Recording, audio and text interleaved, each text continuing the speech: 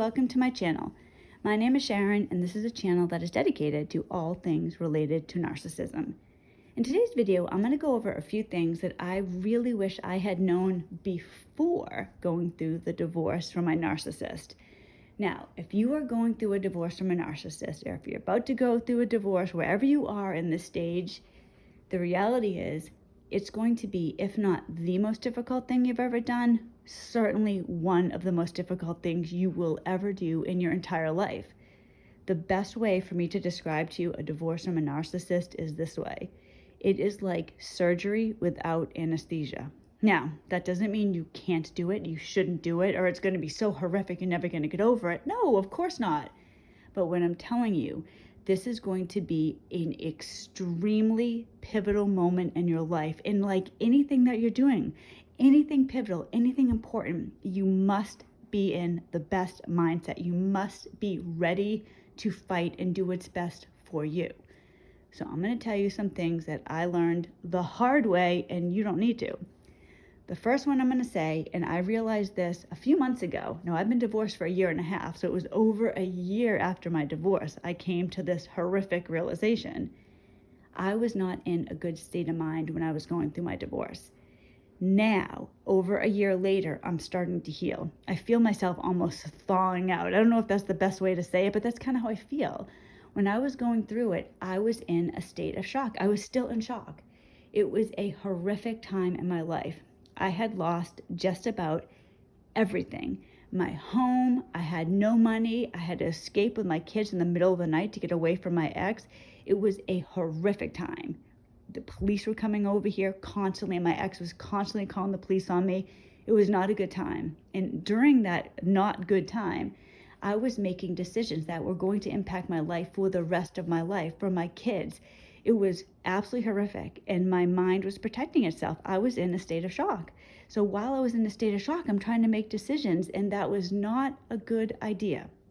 Consider.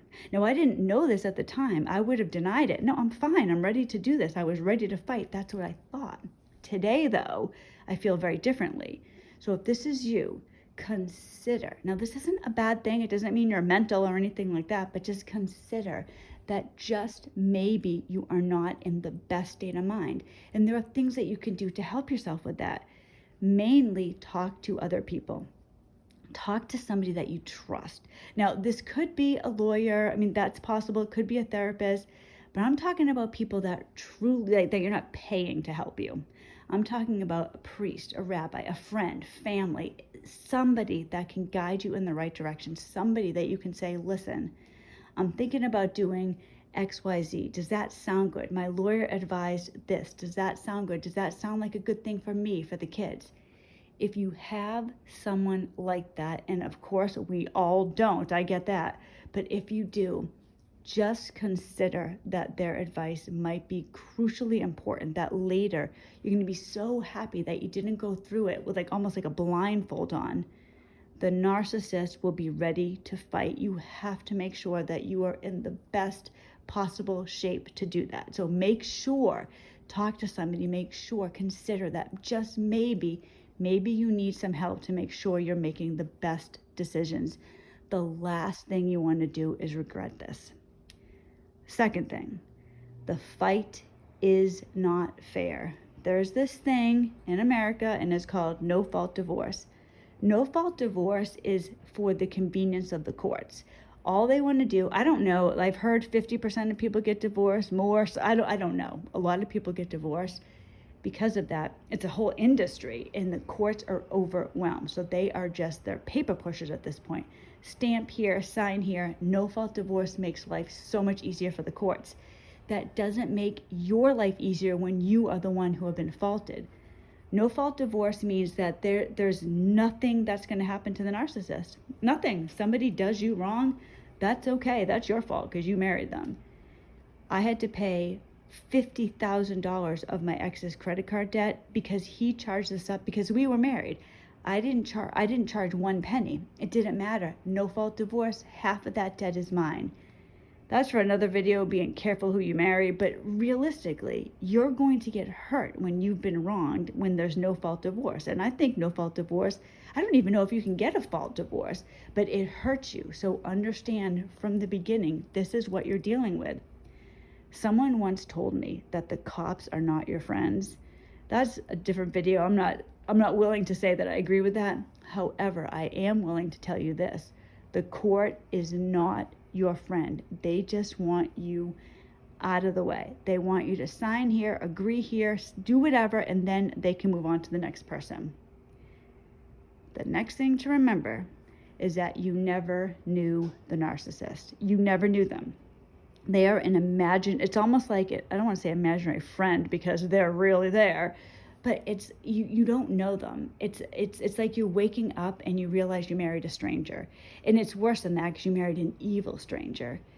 If you're like most of us, you marry somebody and you think, I married this wonderful man, this wonderful woman, and you're ready to live your married life.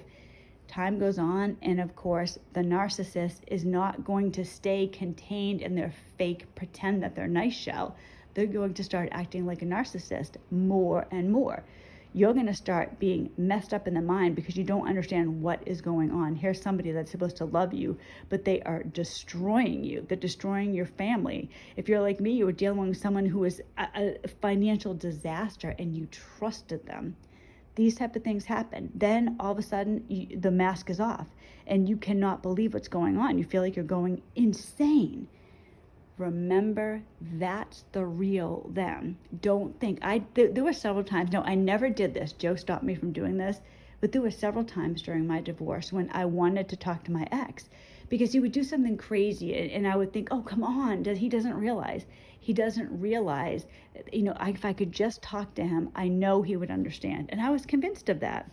And Joe was like, what are you talking about? You can't talk to him. He's not going to understand. You don't know him. You never knew him. The person you think that you can talk to never existed. It's so crucial. This is why I'm telling you, going through a divorce from a narcissist is like going through surgery without anesthesia. It's extremely painful. You feel like you're trying to walk a straight line and you're constantly in circles and you're being pushed here and slapped here. That's what it's like. So don't ever think, well, I can just talk to the narcissist. I'll just tell them this or that. They don't know. They do know. They don't care. And I'm not trying to be mean. I'm trying to be real with you. I don't want you to go through a divorce and then at the end of it have so many regrets that it destroys your path forward. You're free and you're not free because you're still tied to the past. Understand this next thing. Understand this. I didn't want to do this. I didn't do this and I got steamrolled. I'll be talking more about that in future videos. I just wanted this divorce over. That's all I wanted. I wanted to sign here and just have it be done. I needed this thing out of my life. This creature had to be gone. The reality is you must play the game. If you're going to be fighting a pig, right, you're going to get muddy. And that's what you need to remember when you're dealing with a narcissist. One last time. They will be playing games. It's not that they might or they could do something. They will be playing games. A narcissist will lie, cheat, steal, do whatever they have to do. They look at this divorce. They're not in the tragedy of a divorce or a family falling apart. No. A narcissist is looking at it as another chance to beat you, another chance to win. They'll destroy you. That's how they look at it. They enjoy the game. They enjoy the hunt is what it is. They're psychotic. I kind of said that wrong. They're psychotic. Think about who a narcissist really is, what you're dealing with. That doesn't change because they put on a nice face or because you think, well, you know what? I know that they really feel this way or they said some nice thing. You have to play the game. You must think like a narcissist when you're going through the divorce. You will have time to rest afterwards. Going through the divorce is not the time to let up. You have to play. You have to do it one more time. It sucks. I didn't want to do it. I didn't do it. My ex did. And when you're dealing with things where the court doesn't care, you don't really have anybody to advocate for you except the people that genuinely love you. You're going through this alone and you're going to get hurt. So understand, you must play one more time.